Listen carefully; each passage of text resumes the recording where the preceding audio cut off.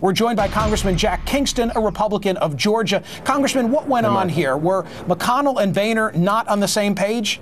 Well, apparently they weren't. We thought that by passing an unrelated appropriation bill that we had last week prepared to do, that we had strengthened Senator McConnell's hand in terms of negotiating the payroll tax deduction.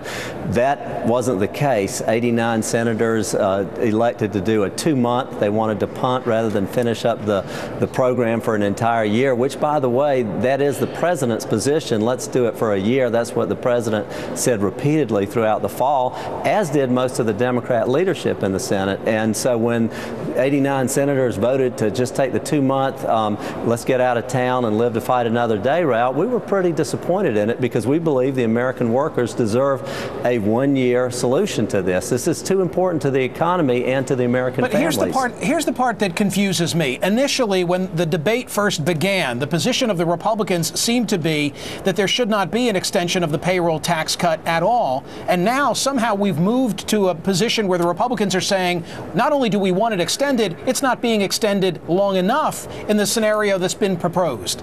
Well, I think what we wanted to do, Michael, we were working with the White House, and again, the president laid down the gauntlet. He said we need to have a 1-year solution to this, and through the negotiations of the fall, we took him for the word. Took him for his word.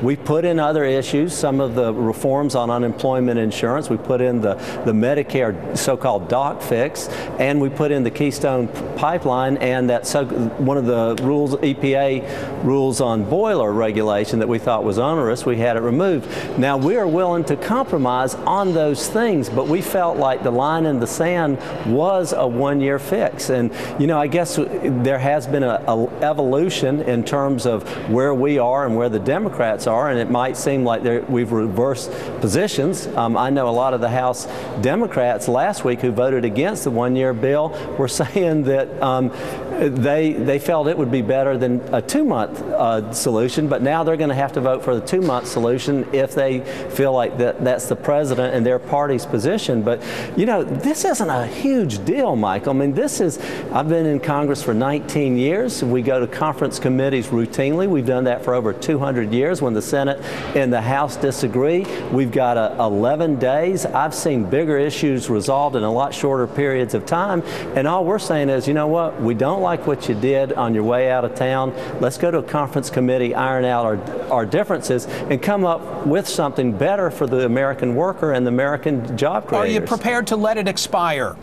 No, I don't think so, and nor do we need to let it expire. Again, 11 days is plenty of time. You know, when I was in the private sector, I worked Christmas Eve routinely. Congress can do that. We don't have some special buy that we got to get out of town by the 20th of December. Congressman, the criticism is not all coming from members of the Democratic Party. Here's what your Republican colleague in the Senate, Senator Scott Brown, said just today, quote, "The House Republicans' plan to scuttle the deal to help middle-class families is irresponsible and wrong.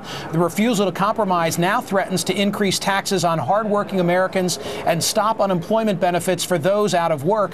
During this time of divided government, both parties need to be reasonable and come to the negotiating table in good faith. We cannot allow rigid partisan ideology and unwillingness to compromise stand in the way of working together." What's your response to your Republican colleague? Well, what I would say, picking out his own words, he said we need to negotiate, we need to come to the table to a compromise.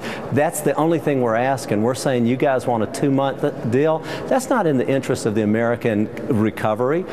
People need to know that this tax break and these Medicare reimbursements are going to be there for more than 2 months. And what we're saying to the Senate is we do not like what you did, but we certainly are willing to negotiate. It does not have to be our way or the highway. That's not what we're saying at all. So taking Senator Brown's words, as we did with President Obama, let's negotiate. And we're willing to do that. And we're willing to do that tonight, tomorrow, on up to Christmas and after Christmas. And we're going to get this thing done.